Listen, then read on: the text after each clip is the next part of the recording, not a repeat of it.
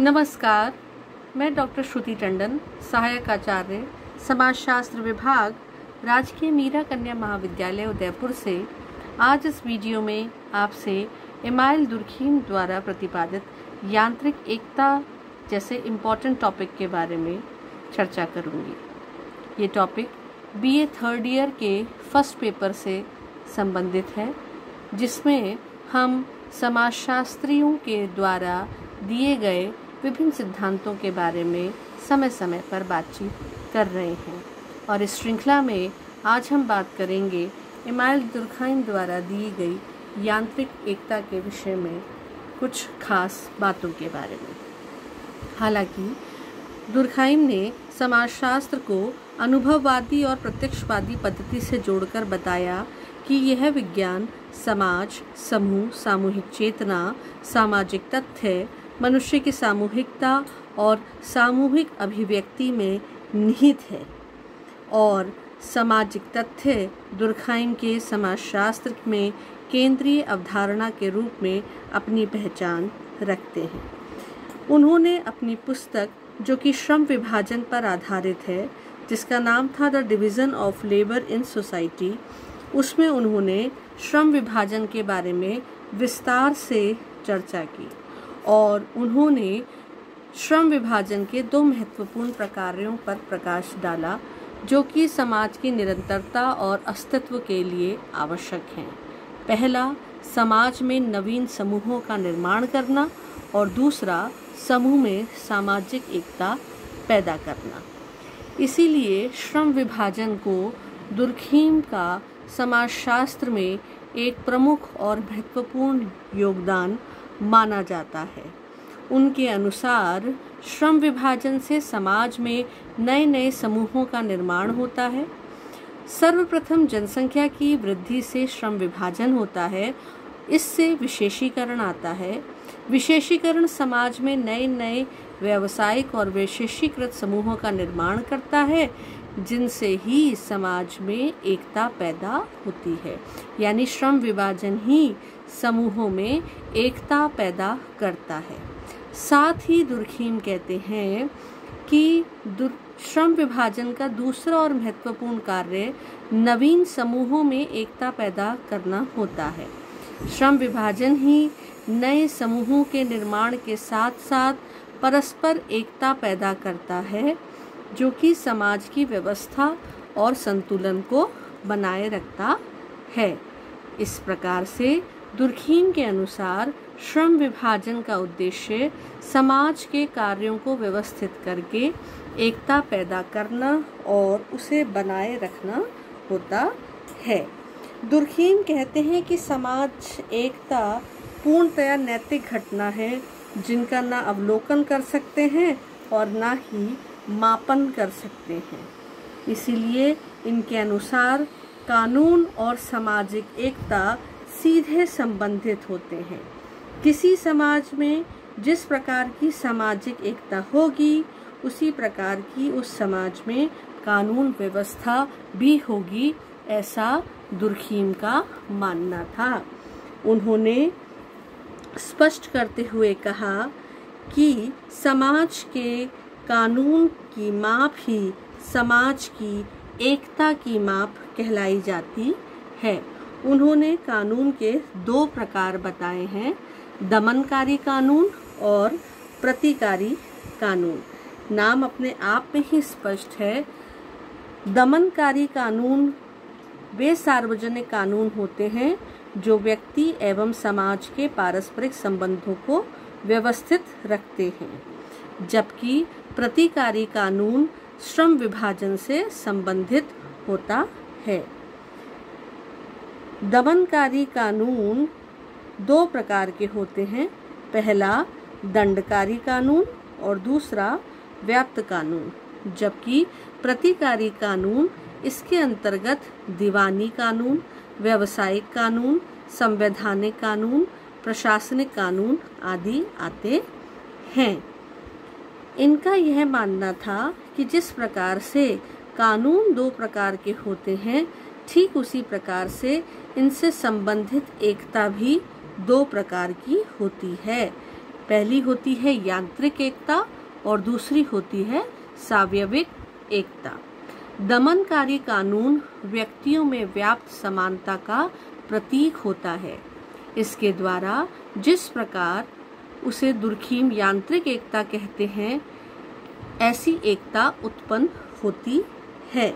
यानी दमनकारी कानून व्यक्तियों में व्याप्त समानता का प्रतीक है। इसके द्वारा जो एकता प्रकट होती है उसे दुर्खीम ने यांत्रिक एकता कहा, जबकि प्रतिकारी कानून का संबंध प्रकट करने वाली एकता को दुर्खीम ने सावयवी एकता कहा। सामाजिक एकता की अवधारणा समाजशास्त्रीय साहित्य में दुर्खीम का एक अनुपम योगदान है। इनके अनुसार यह समाज के नैतिक आदर्शों में निहित है। यह समाज के सदस्यों की मानसिक स्थिति में निवास करती है। यह सामूहिक चेतना की अभिव्यक्ति है।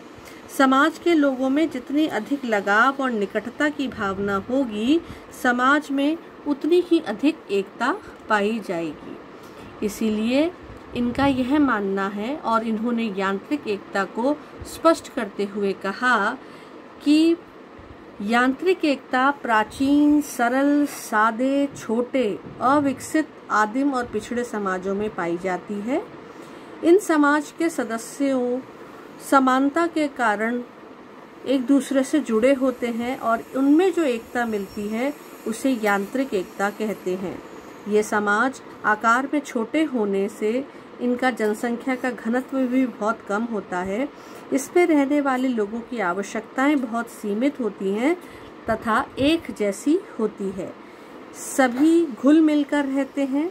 इनमें एकता के कारण सभी क्षेत्रों में एक रूपता का होना पाया जाता है। इसीलिए दुर्खीम ने एक रूपता आधारित एकता को यांत्रिक एकता बताया।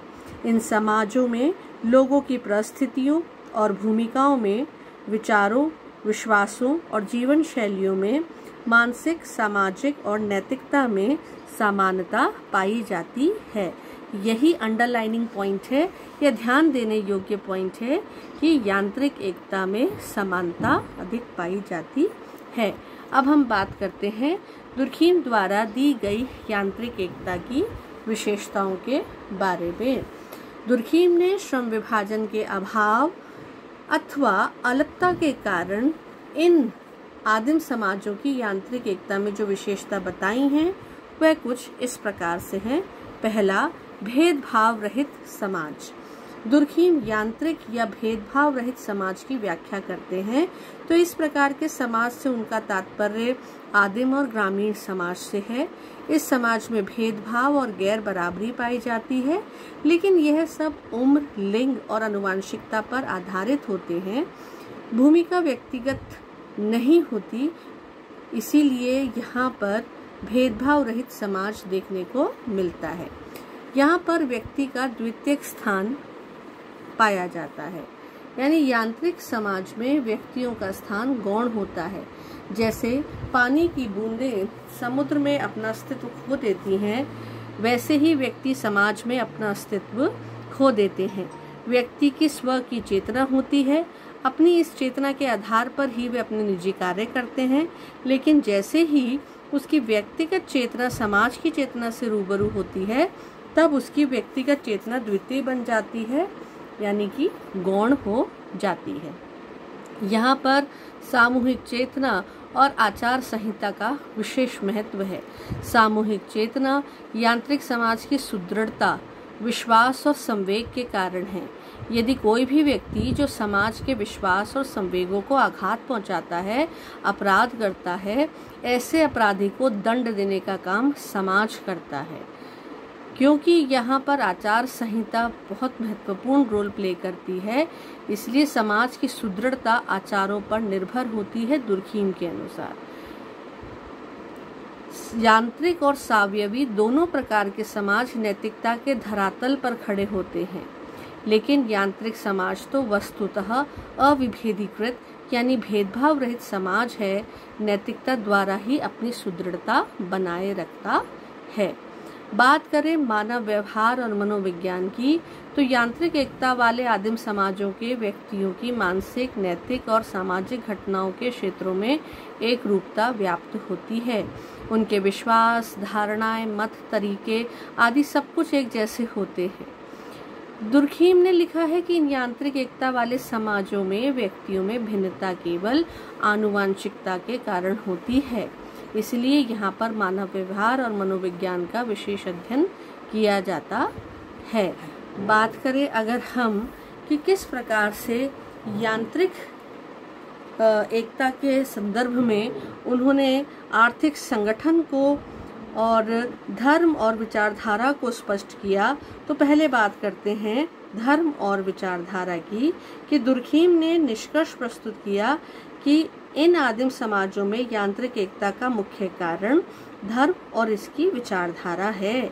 इन समाज के लोगों में टोटम शक्तियों में विश्वास अधिक देखने को मिलता है। ये सामूहिक होती हैं। सदस्यों में व्यक्तिवादिता का अभाव होता है। इससे पवित्र शक्ति में विश्वास और अभिव्यक्ति देखी अधिक जाती है। इसीलिए यांत्रिक एकता वाले समाजों में धर्म और विचारधारा का बोलबाला पाया जाता है। बात करें आर्थिक संगठन की, तो इनकी आर्थिक संभरणात्मकता होती है। व्यक्ति मुश्किल से ही अपनी आवश्यकताएं जैसे भोजन, वस्त्र और आवास की पूर्ति कर पाता है, क्योंकि संपत्ति सामूहिक होती है। विशेषीकरण का अभाव होता है। इसमें वर्ग नहीं होते हैं, सभी समान होते हैं। मालिक मजदूर के संबंध नहीं मिलते हैं। इस प्रकार के समाजों में संपत्ति सामुदायिक होती है। अब बात करें अगर हम राजनीतिक शासन प्रणाली की, तो इन समाजों में सभी महत्वपूर्ण न्याय के कार्य तथा सामाजिक मामले सारा समाज मिलकर निपटाता है। शासन करना, नियम करना आदि कार्य संपूर्ण समूह अपने सदस्यों की सार्वजनिक सभा में मिलकर के करते हैं। और अगर हम आगे चर्चा करते हुए बात करते हैं एकात्मकता और सामाजिक बंधन की, तो इन समाजों में जनसंख्या के अल्प होने और श्रम विभाजन की कमी के फलस्वरूप इसमें यांत्रिक एकता मिलती है। यह व्यक्तियों की सादृश्यता या सजातीयता पर आधारित होती है। बंधन जो इनको एक सुदृढ़ एकता में बांधते हैं, वे सशक्त जनमत की सर्वसम्मति होती है। यह भी व्यक्तियों की मानसिक और नैतिक एकरूपता पर आधारित होती है। यांत्रिक एकता में दुर्खीम का मत है कि इसका आधार सामाजिक अंतर्विवेक और सामाजिक चेतना की एकरूपता होती है। यह शक्तिशाली सर्वसम्मत होती है। सामाजिक नियंत्रण का उद्देश्य भी यही होता है तथा वह अपराधी द्वारा क्षतिग्रस्त की क्षतिपूर्ति नहीं करवाता है। इस प्रकार से यांत्रिक एकता दुर्खीम द्वारा दिया गया समाजशास्त्र में एक महत्वपूर्ण योगदान सिद्ध होता है।